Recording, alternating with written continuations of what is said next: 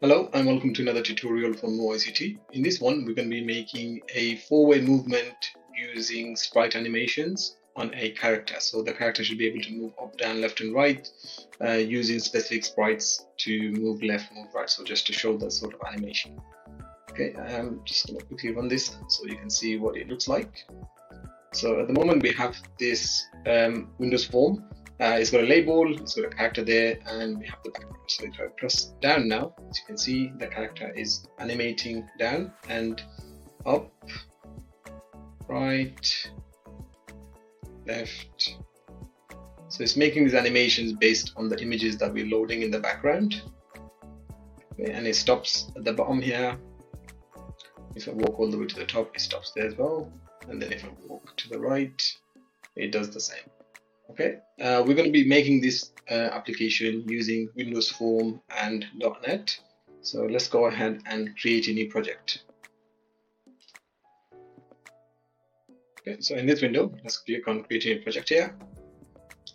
I'm going to choose the Windows Form .NET app. Let's name this one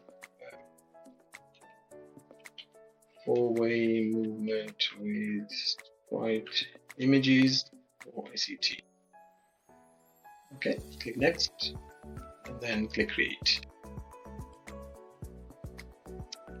Okay, so our empty form has been now created. So let's make a couple of changes to the form. I'm going to change the size to 850 by 650. It should be like this. I'm going to change the title of this one to say four-way sprite animation more ICT. Just so something to be on the title. We're going to need a label for the form. So I'm going to drag a label here. I'm just going to place it there for now. Change this one's text to movement, do a colon, and press enter, so that way it's just there. And to make it slightly larger, so if I go find the font option there, I'm going to choose bold and let's say 18, so it's large enough. And also we're going to change the fore color to something like coral. Okay, change the fore color to coral, and then we also need to change the back color of this one to transparent. Okay, because there'll be image loaded onto the form later on, so we don't want it to be like a white background on it. So if we go to web, then transparent. Okay, so that's just for the label one. We can also make this one's name to LBL movement. It's a lot easier to call it through the code later on. So I'm going to drag and drop a timer now. Okay, let's call this one movement timer. Okay. Set the enable to true, so it runs straight away. Change the interval to 20. Okay, so these are the elements that we need for the form. Now, if you download the images from the MoICT website, you should be able to see something like this. So you have a background image, that's just a green one with a gradient. And then we also have a player folder. So inside the player folder, you'll see the characters have all their movements separated, smaller so it's easier to see. So these ones here is all in 4 sections, right? So from image 1, 2, 3, and 4 is the one that's moving downwards. 5, 6, 7, and 8 is moving left. 9, 10, 11, 12 is moving right. 13, 14, 15, and 16 is moving up. So you have got 16 images that's corresponding to the 4-way movement. What we're going to do is we're going to load all of them to a list and then animate it using a separate custom function. Okay, so to get started, I'm going to copy these two. Back to my Studio. Right click on the name of the form there. Open it up.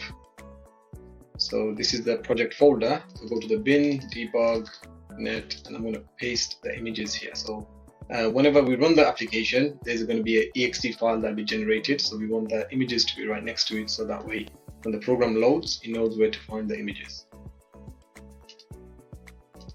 So now let's add the events. So if I click on the form and go to add key down, so say key is down, so. When I press enter, it adds the key down to the script. Let's go to add the key is up, like so. Okay, and then we're also going to need the paint event. So if I click on that, sorry, say form paint event. Press enter, and then these are the 3 events that's been added. We need one more for the timer. So timer has a tick event. I'm going to say timer event, so that way we know this one is. Okay, so underneath the timer event, I'm going to make 2 more functions here. So it's private void setup. That's the first function. That's going to be the one that sets up the background and everything else that we need. And another one called private void animate player. Okay, and inside of this one we're going to accept 2 arguments. So we're going to, first one is going to be start and then end. So the way it's going to work is we're going to call this function to basically set which way the player's animation is to move. So where the images are. So where the start is, so if it's moving up, we're going to start it at a certain point and end it at a certain point. If it's moving down, we're going to do the same. Okay, so with these 2 set up, we can go to the variables now. So right before the form1 constructor there, I'm going to create an image for player first. Let's do a list of string and name this one player movements. New list. Okay, and we need info steps. We'll set that to 0. So the steps in the S, and another one for slow down frame rate. So because the timer is running at 20 milliseconds every tick, right? So that's what's going to trigger every 20 milliseconds. So if we don't use a slow down rate, then our animation is going to be very, very fast. And I'll show you an example of it when we're actually working on it. It will make a lot more sense then. Let's do the booleans for the directions. So say go left,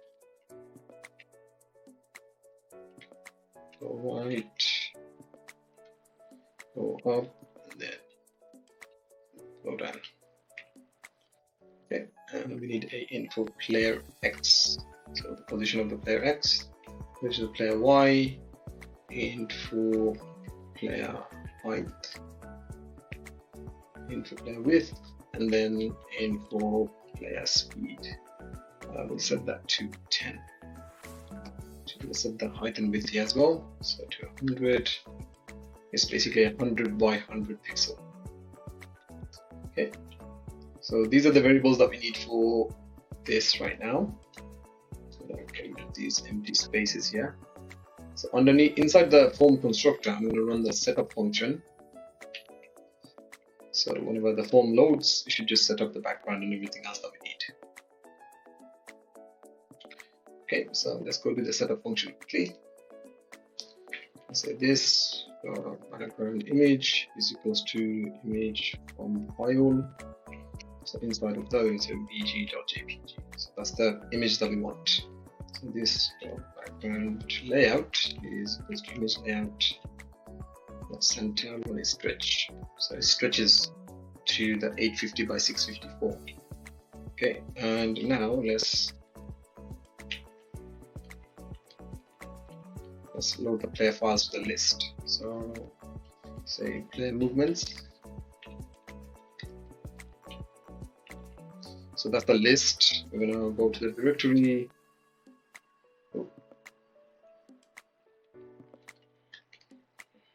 Directory get files. So inside of that, we are interested in the player folder, and the files that we're interested in is the .png files.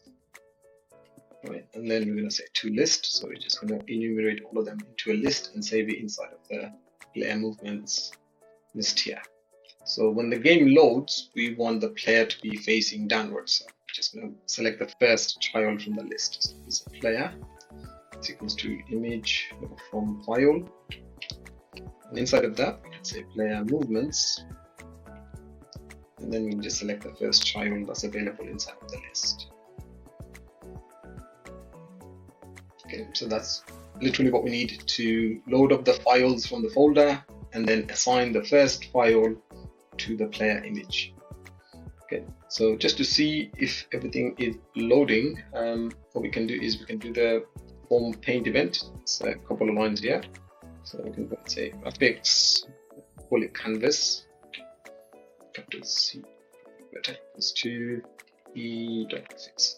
So it's just linking the event, paint event to that graphics variable here. Okay, and then call canvas again, say draw image. Okay, we want to draw the player X, player Y, so where the player is going to be positioned, player width, and then player height. So inside the draw image, you've got your image that you want to draw to the screen, where you want to draw it, so the X and Y value, and then the size of the image right after. Okay. We also might need to do a this double buffered is equals to true. So I'm just going to set it to true here. I always forget to do that one in the form, and it causes a lot of jittery animation on there. So by having double buffered on, we get a nice smooth frame rate for the animation. So if I just run this one now,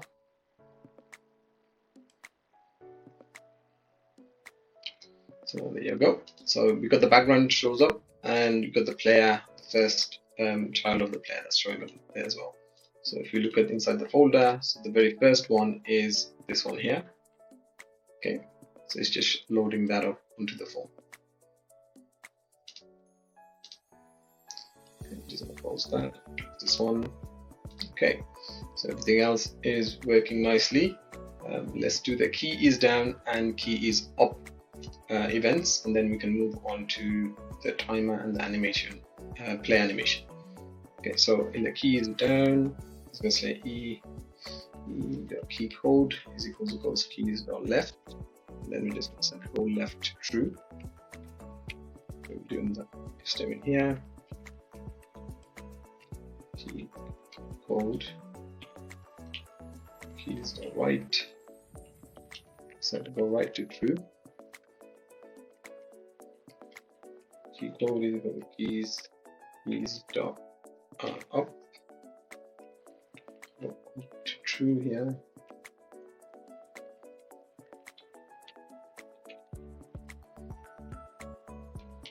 Keys dot down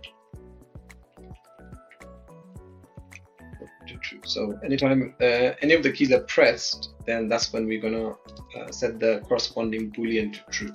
I'm gonna copy all of this and then paste it inside of here. So the keys down part is going to set them to true, and then keys up is going to set them to false. So we're going to stop moving in the direction when the keys are released.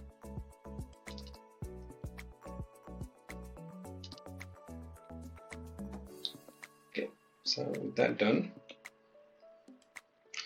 now we can do the player animation part. So I'm going to set it up without the slow down frame rate first, and then we'll explain why we're using that specific integer a little bit later on. Okay, so the way it works at the moment is each of the movements are separated into images, and we want to make sure that the start and end value that's being passed in for the player, those are the only ones that we're animating in between them. So the animations will start at the start one and end at the end, without going into, like, say, if the player is going up, it shouldn't show any left or right animation or down animation on that time.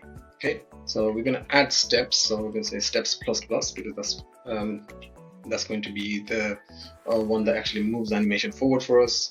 And then we're going to say if steps is, say, for example, greater than end, or steps is less than start, right? Then we're just going to say steps is equals to start. So whenever we end the animation, it's just going to go back to the start of the animation again. Okay, and then say player is equals to image from file, and then player movements. We're gonna set in the steps in this one here.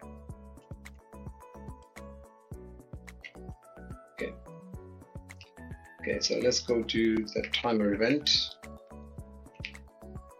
So we go to if go left is true and player X is greater than 0. So it means it's still in the boundary from the left. Say player X is minus equals to player speed. Okay, so we're just going to move the player X value based on the player speed. Say player animation. Oh, sorry. Animate player animation. We're going to say 8 and then 11. Okay, so the animation for the left starts at 8 and then it ends at 11. Okay, so and then we can do if go right and player X plus player width is less than this line size dot width, so it's still within the frame. Player X is going to be plus equals to player speed, so we're reversing the polarity of the speed, so we move the other direction, and then we're going to say animate player to sorry, I think the left is 4 and 7, 4 and 7, not 8, and right is 8 and 11. Yeah, so because that's the images there, so we'll go here and say 0, 1, 2, 3, so that's moving down, and you got 4, 5, 6, 7, so 4 to 7 is moving left, 8, 9, 10, 11, that's moving right, 12, 13, 14, 15, because the arrays or the list always counts from 0, so 0 is the first one. Okay, so technically there's 15 pictures here, that's counting obviously with the 0. Okay, so if we try this now with this invalidate, yeah, I'm also going to link the labels, say LBL text is going to be equals to movements, then plus steps. Okay, so we can try that out. Let's see what it looks like. Okay, so if I press left, sorry, if I press right, left, right, so as you can see, it's working and it's animating, but it looks like he's in like a really rushing it to the other side of the screen rather than walking, right? And you can see that the way the movements are changing as well is quite fast because it's running at a 20 milliseconds each time, right? So whenever I press it, that's when the boolean's becoming true, and then it's changing the animation based on that. Okay, so it's a bit of a rush, so let's slow him down a little bit. So this is why we're using the slow down variable from before. So I'm going to delete that line off from there, make some space here, say slow down frame rate plus equals to 1, right? And I'm going to say slow down frame rate is equals 4, then you can add 1 to the steps. Okay, and then we reset slow down frame rate back to 0 again, so you can go back up again. So each time that changes to 4, we're going to add 1 to the step, so that way we're slowing down the way the animation actually works. So if I run this again, I'll leave the code on the screen as well so you can see it there. Okay, so now if I move him, so as you can see he's moving, the animation is slightly better.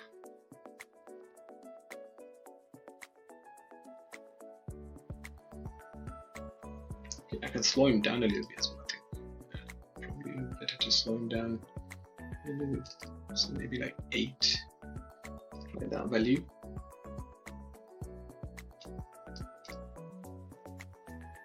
Much better.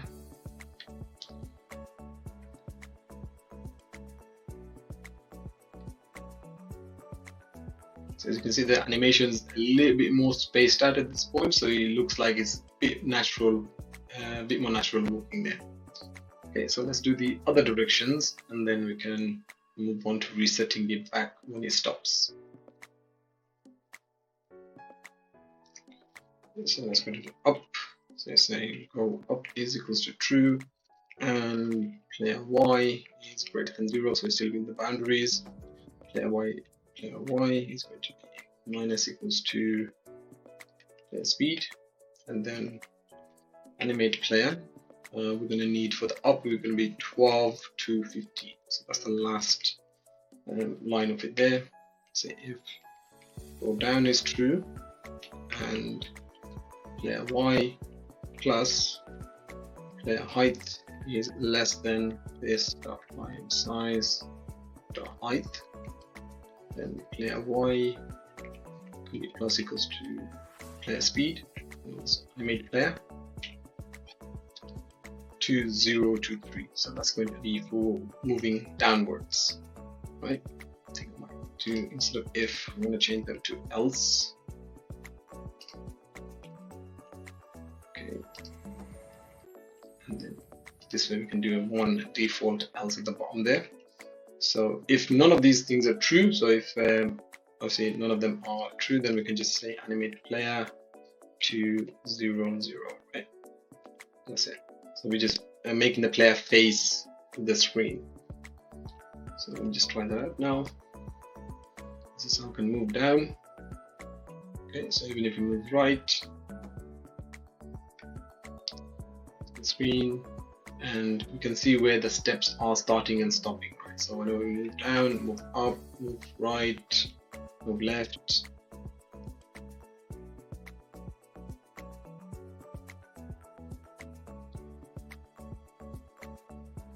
So this has been a very simple tutorial on how to create a four-way movement using sprite animation inside of Windows Form. I hope you guys enjoyed this one. Feel free to expand on this any way that you think you can, and I'd love to see some of the results that you come up with. Until then, please leave a like and subscribe to the channel. It would help me out a lot, and I will see you on the next tutorial. Take care.